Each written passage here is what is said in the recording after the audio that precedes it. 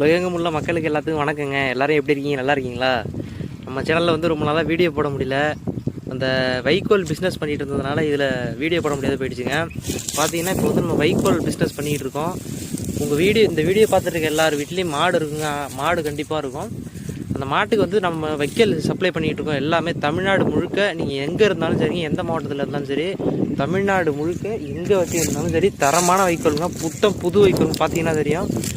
புது வைக்கோல் அப்படி பச்சை கூட மசங்களை பாருங்கள், புது வைக்கோலாக இருக்கும்.